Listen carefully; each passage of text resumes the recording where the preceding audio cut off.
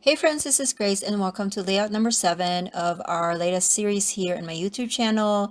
I have pulled out a homemade kit, or I've created a homemade kit, pulled out some supplies from my own stash, created my own kit, and then trying to make 10 layouts with that. I have been so rusty with putting my own homemade kit that this is proving to be a little bit of a challenge for me lately. But a lot of the prep work for this particular layout have been done before I turned on the camera because there's just a lot of cutting. This one is also based off of a scrapbook generation sketch, and this one is from their 6x6 paper pad. I'm coming at you with a double page layout because that's usually my jam. But it's also because I do a lot of event type of scrapbooking here, and so there's a lot of pictures that go with most of those events. So the right side of this particular layout will have a bunch of 3x3 squares of pattern paper, and they're just basically gonna go and cover the whole page, kind of making my own pattern paper here with all these scraps. And then I'm gonna have my bigger photo blocks gonna be over on this side, and then the rest of my photos will be housed over on the left side. And as you can see, I've already kind of put a collage on there. I am working with uh, I'm trying to think. Okay, they're all 2x3 photos. Because there were a lot of photos in this particular event, I just turned them into 2x3s. They are smaller. My husband doesn't like it when I do my layouts with really tiny pictures because it's so much harder to look at. I don't know. Let me know in the description box below if your family members give you a hard time if you make your layout or photos small on the layouts, because he just gets really annoyed that he has to really squint. But my reasoning for him is that I want to be able to incorporate as many photos as I can, and so that's why I make them smaller. But speaking of photos and events, so this grouping of photos, or this documentation, is about us going to a mining museum in town. We've lived in this area for about close to 13 years now, and there's still so many things that we are yet to discover or check out. Our wonderful library has this past that they have coordinated with local museums, wherein if you have a library card, you can reserve at least four. I think the maximum is 4 tickets per family per time of visit, and you can go to local museums, which I think it's really cool. But you also, of course, have to reserve a day because they only give out, a certain amount of tickets to library patrons. So we did this for the mining museum, and we actually went here during COVID time, so that's why we had some masks on. But it was okay. I mean, we just got to make sure we had our mask on indoors, and then also that we were 6 foot distance from everybody else. And we still enjoyed our time. There were still a lot of great displays. The thing that I love most about museums is learning a little bit more about the history of how people lived back in the day. And so, because this is a local museum, it showed how the people were living in our area during the mining days. Like, there were some displays about what the miners would do, like how did they live, like what did the town look like, how did the school look like. There were a bunch of black and white pictures that was really cool. And then because it's a mining museum, it also showed us there was this what am I thinking of?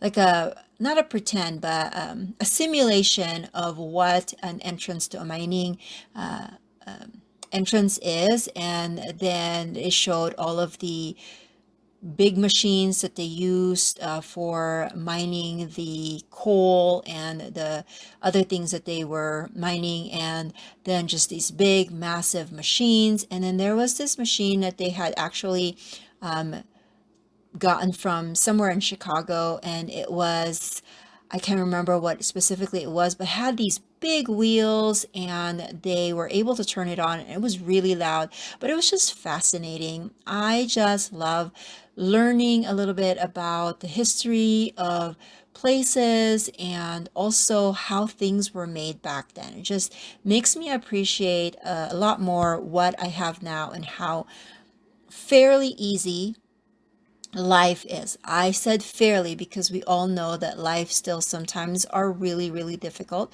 But as far as conveniences, I know that we have a lot more conveniences now than we did back then. Anyways, going back to the layout. So again, like I said, there are a bunch of 2x3 photos here. And now I have this. What I do with my photos, if you haven't seen it, is I try to, when I reduce the size, I try to put them in a 4x6 canvas so that when I have them printed, they are 4x6 prints, and then that I just cut them out, which saves me a lot of money because if you think about it, I can put 4 different images into one layout. So I get 4 pictures out of like what, 9 cents or 12 cents wherever I get them printed. So I like that. Now the photos on the right side, they were all oriented vertically. So instead of clipping them, I just kept them all in the 4x6 canvas that they were in, and then I matted those two so that there's at least the illusion that there are 4x6 photos, but there's actually 8 there instead of just 2 photos. Okay, so I have this vellum. Initially, I was thinking that I can use that to house my title, but then I'm thinking, well, I don't really have a place to put my journaling yet.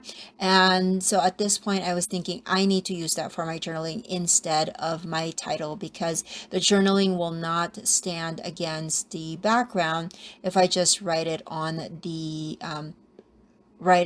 pattern paper itself. Now, because it's vellum and I want my words to, fairly straight, I did placed my vellum on top of just a notebook paper, just so that I can use the lines of the notebook paper to guide me as I was handwriting my journaling.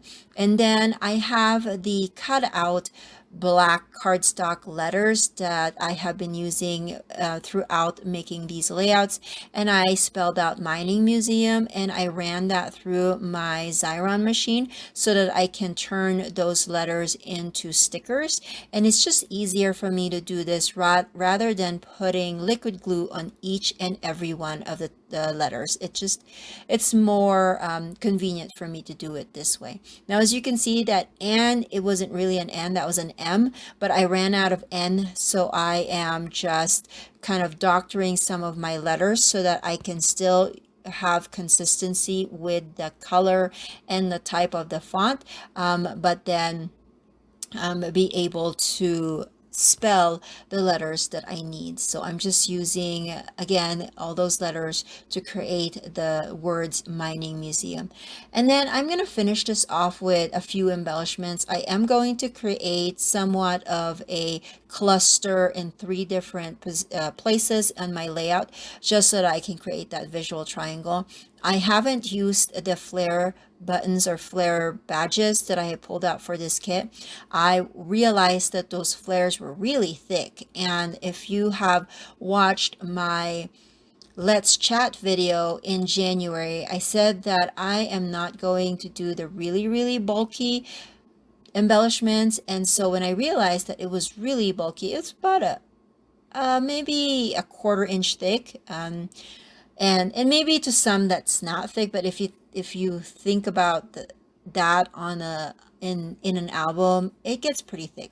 Anyways, I decided to pry off or take off the foamy part on the back and try to adhere it with like just a foam adhesive in the center because it's kind of concave in the center. So I took the foam to get rid of a little bit of extra thickness to that, and then I adhered it onto my layout. But before that, I am going to add a little bit of just some word stickers here. These are simple stories. I've had this for years, and I'm just trying to find things that will work for this particular event, things that might work for a day trip or museum, or like things like, look at this, it's so awesome, some things like that.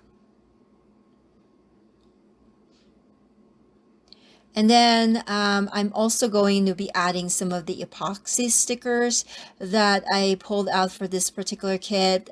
They don't really connect with the museum. I don't have any like mining museum or museum itself like embellishments. I don't go into that like too niche about embellishments or stickers. Like, I just feel like I am pigeonholing myself if I buy those kinds of embellishments when I know that I'm not going to be able to use them as much, because every place is different. Okay, this is where I'm telling you that I am trying to use those flares, and I pulled the foam on out from the back, and then I just adhered it with, I guess I used a glue dot to do that, but I layered it up just so that it can have it could stick to the layout. And I actually like that better rather than using the foam. It's just made it too thick. And then I am adding some birds because why not? I think I'm also going to be adding some flowers and then also the rainbow. So that is it for me. I think I'm going to finish it off with some enamel dots, but that is it. Thank you so much for watching. We are on layout number 7. That means I have 3 more layouts and then we'll be done with this kit. I will see you guys when I see you. Bye.